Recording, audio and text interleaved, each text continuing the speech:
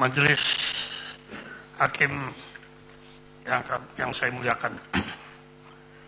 Pertanyaan ini banyak, tapi saya mencoba menjawabnya tidak satu persatu kalau boleh agak menyeluruh, sehingga nanti kalau masih ada kurang tentu saya minta diingatkan lagi.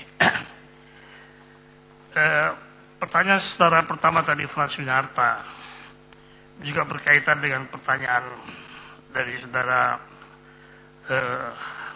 Hakim Mahkamah Konstitusi Pak Akhil Mukhtar,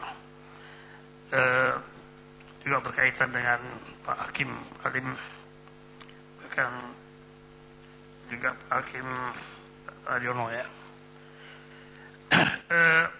Saya tidak bisa lepas tentunya dari sejarah advokat itu sendiri di Indonesia.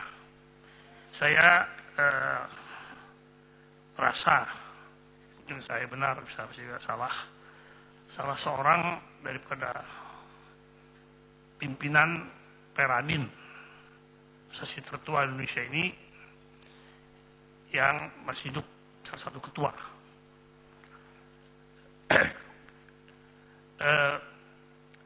Tadi saya sudah jelaskan bahwa menjadi suatu ide dasolen dari para advokat di Indonesia sejak kita merdeka. Kenapa? Karena sebelum kita merdeka dari Belanda sudah ada berbagai organisasi ya advokaten di Indonesia ini yang namanya Bali. Ada Bali Van Advokaten Jakarta, Bandung, Surabaya, bahkan ada lagi PERPI, ada lagi PAI, Persatuan Advokat Indonesia, Persatuan Pengacara Indonesia. Sehingga timbullah satu keinginan ada satu.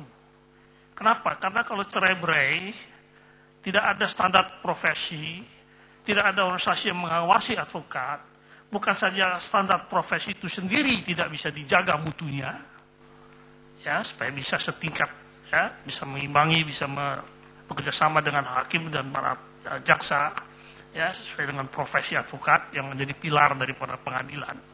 Kekuasaan pengadilan yang bebas itu hanya mungkin kalau 3 pilar itu bebas, ya kecuali jaksa sebagai alat kekuasaan negara.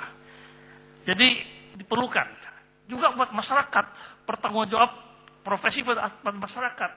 Kalau ada profesi yang menjalankan profesinya tidak benar, masyarakat kemana mengadunya kalau tidak pada organisasi? Tapi memang asal usulnya dari dulu advokat itu individual, benar dari Pak Hakim Aryono. Individually, sama seperti dokter, seorang diri. Maka pelang advokat dulu Haryono Citrasumono, nggak ada pakai law firm. Saya masuk termasuk orang pertama lah yang bikin law firm di Indonesia ini. Sekian kumpulan advokat jadi satu. Nah, oleh karena itu menjadi ideal saya katakan, ya, dasolen. Dan itu juga hasil studi yang dilakukan komparatif oleh Pak Soekarjo almarhum, yang ditugaskan sejak tahun 64 membuat rancangan undang-undang advokat. Dia keliling dunia, ke Amerika, ke Belanda, Eropa, sampai ke Australia semua. Kesimpulannya memang dari dulu Peradin mengiringi adanya satu organisasi bar association.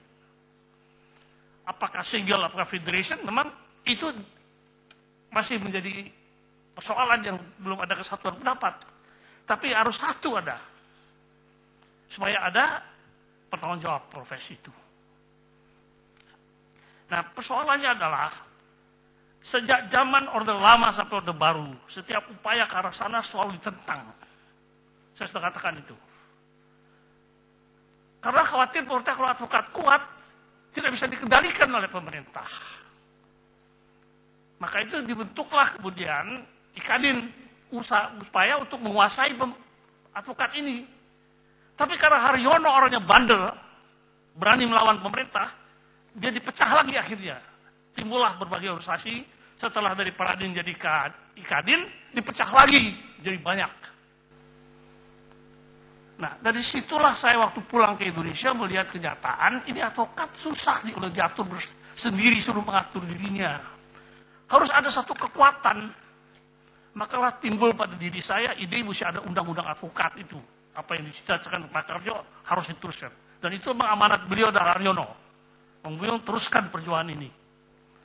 Jadi baru di zaman sesudah jatuhnya otoriter rejim baik rezim Soeharno maupun Soeharto.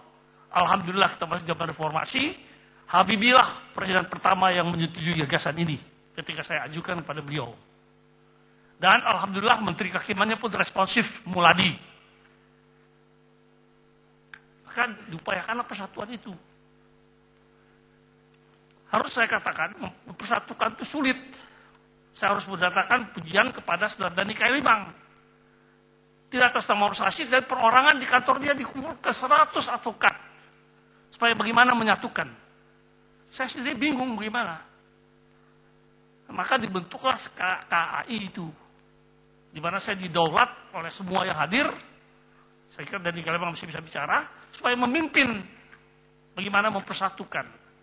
Tapi saya sadar nggak bisa mungkin disatukan tanpa undang-undang.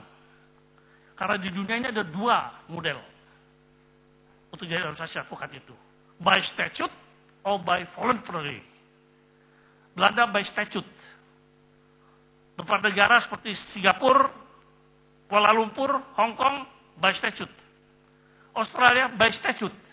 Tapi juga ada beberapa negara yang saya ingat lagi sekarang yang masih voluntary. Bahkan International Bar Association, pusat organisasi advokat sedunia, juga menerima perorangan. Saya lah ada anggota, Frans Yunarto anggota, Gog Yok Song almarhum anggota, Tasrif anggota, perorangan. Tidak harus organisasi Bar Association untuk menjadi seluruh dunia ini jadi satu.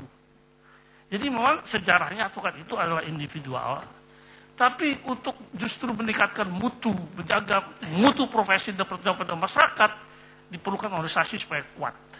Jadi itu tujuannya mesti ada organisasi itu. Jadi kalau pertanyaan yang lebih tadi substantif, apakah harus jadi organisasi peradvokat dan baru advokat? Tidak sebenarnya. Ya, advokat bisa individual. Tapi tetap lemah kita ini, negara kita. Advokatnya akan gampang diadu domba dan tidak ada pengawasan.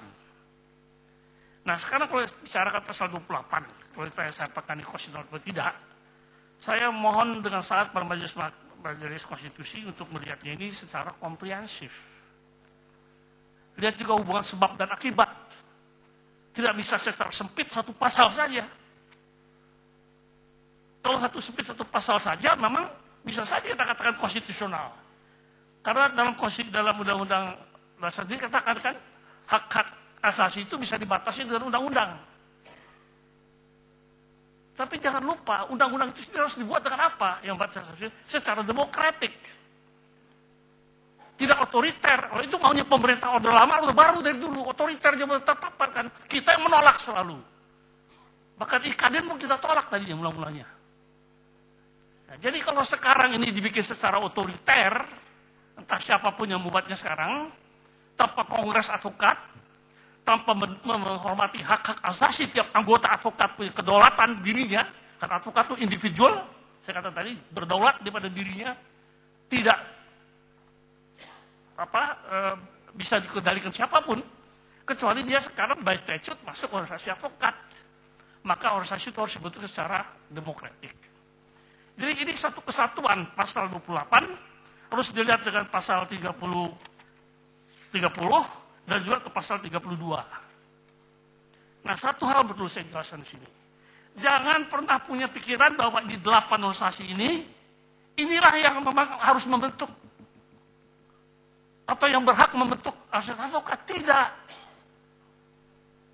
Ini pertanyaan ditanyakan kepada saya, para anggota DPR, saya kira Pak Akil masih hidup, Pak Abdan Sulfa masih hidup.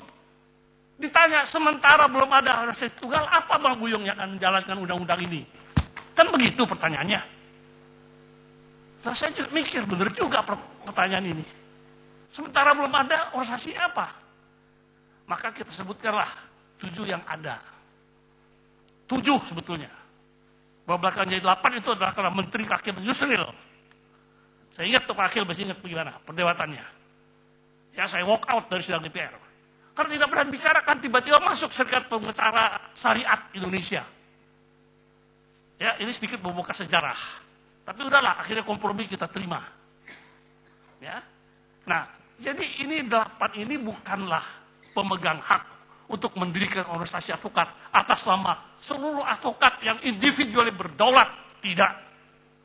Jangan lupa itu. Jadi harus lihat hubungan sebab akibat. Kalau negara mengendaki satu undang-undang advokat karena permintaan advokat sendiri, dan harus dibentuk secara demokratik supaya berlaku kewajiban undang-undang ini. Kalau sekarang pembentukannya tidak secara demokratik, tidak ada sifat sukarela menyerahkan daulatnya itu kedaulatannya kepada organisasi, nggak bisa.